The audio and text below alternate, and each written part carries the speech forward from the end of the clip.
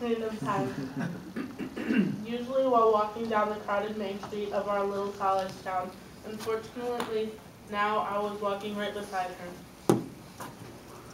When we met, Shelley was cooking her way alphabetically through her cookbook. It took weeks for her to even try every variation listed for chicken a la king. Then she began calling me in the middle of the night, crying about the problems her future children. She hadn't even conceived any of them yet. Might one day have.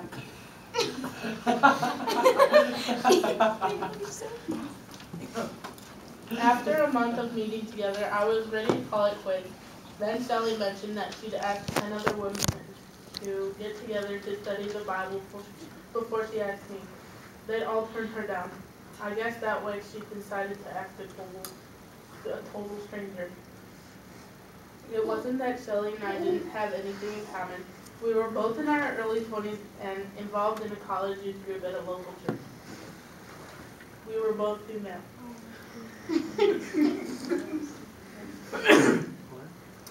We both wanted to get to know God better. But from what I could tell after the first few weeks, that's where the similarities ended. That is, until we saw the whale.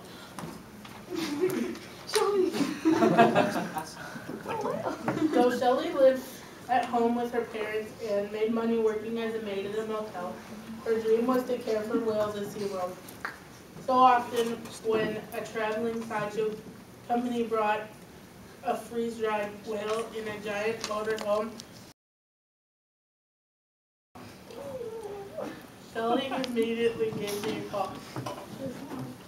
She could hardly contain her excitement long enough to say, "We have to go." So we did. Big surprise, we had that motorhome to ourselves.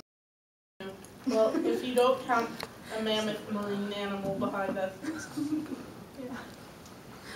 Though Samuel was freeze-dried, he didn't look as bad as that dehydrated stew you see on the camping trip.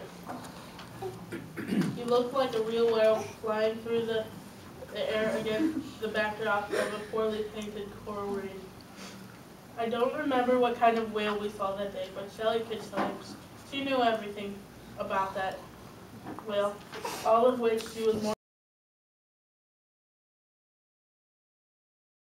talked and talked, a smile lighting her face in a way I'd never seen before. I remember looking at her like I was seeing her for the first time and realizing how truly beautiful, intelligent, and passionate she was. As I really listened, I began to see Shelley in a different light. From that day on, instead of dwelling on Shelley's odd habits, I tried to focus on finding more about her passions. I discovered that along with her love for whales, Shelley had an exceptional gift for painting floral watercolors, playing flute, and drawing close to God in prayer. When Shelley prayed, she sounded like a child crawled up on her father's lap to have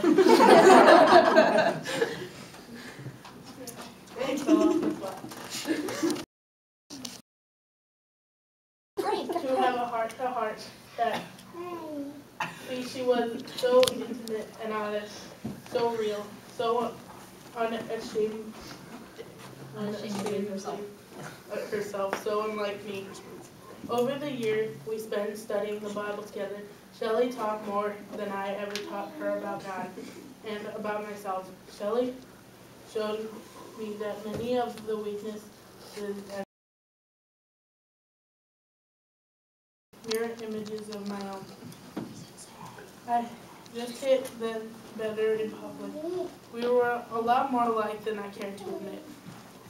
10 years later, I was chatting with some friends from college who mentioned offhandedly, "Remember, Shelley, that our girl who always used to sing so loud? She was riding her bike to work, got hit by a car and died." That's how you get hit by a car. Yeah. Well, how do you do, Sam? going. Then these friends casually moved on to another topic of conversation.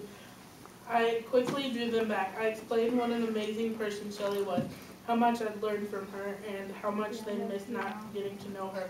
Though Shelley had never quite seemed to fit in here on earth, I can easily picture in heaven, seated on her father's lap, belting out a verse from the Messiah, fully at home and fully loved.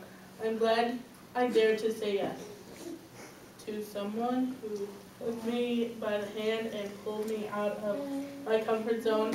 In the end, I received so much more than I gave. Okay.